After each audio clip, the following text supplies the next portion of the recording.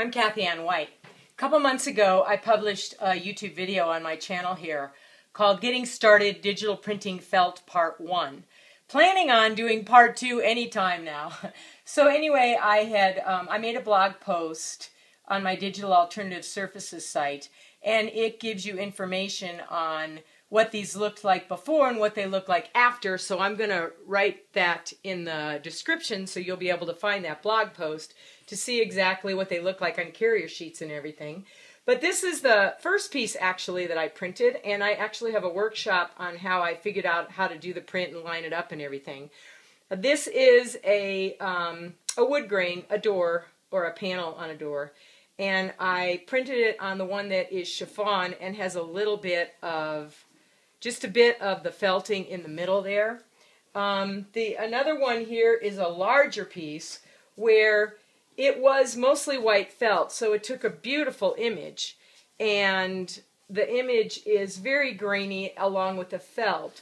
And right here, it's got this really neat edge where it's a little bit see-through because it's a little bit thinner in the felt. So that really is kind of a neat thing on that piece.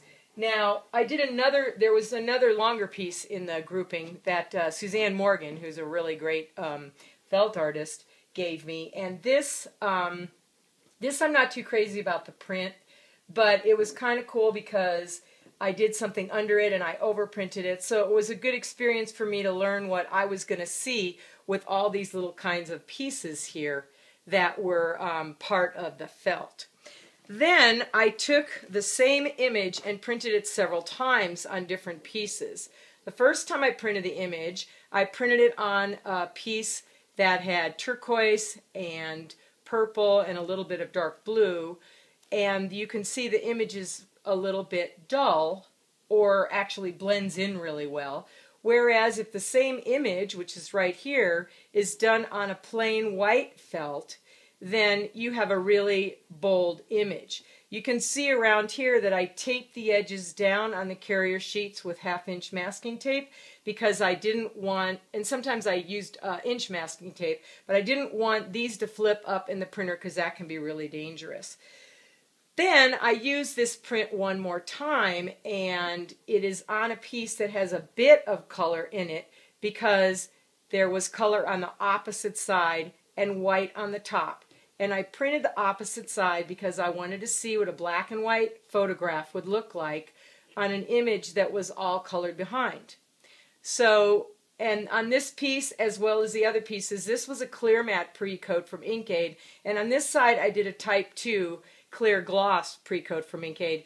Not much of a difference in the fabrics because they blend in, they really go into the felt because they absorb greatly. And this is a piece that, if you look at the blog post, you'll be able to see, or even at the video that I did before, all these pieces were just not even, ready to go printing.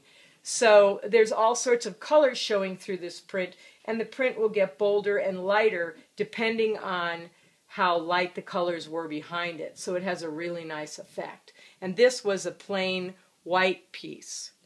This was a piece that had a little bit of rust in it, and I made a tiny repeat so that it would go over the whole piece because the floral that I wanted to use wasn't quite long enough. And then I played with some things myself. I just took pre-felts and I felted them a bit more, used the pre-coat. On this one I used a clear matte again. And that would probably be the one I would use the most often. I don't want to use a white matte because the white matte is going to blot out a lot of the light places in here. It might fill them in, and I'm looking for a totally natural look. You can see this was different colors, same print, different colors, looks a lot different. And then this is the last piece. This was just a piece of white pre-felt that I cut or tore things out of. And then again you can see where I put the masking tape on to hold the edges down, and then used a bit of a spray adhesive to hold them to the paper. So I'll leave some URLs in the description box so you might be able to hunt up some of these things, and then see what you want to do in printing felt. And coming up, I'm not so sure when, I will be doing a workshop and describing my process totally in printing felt.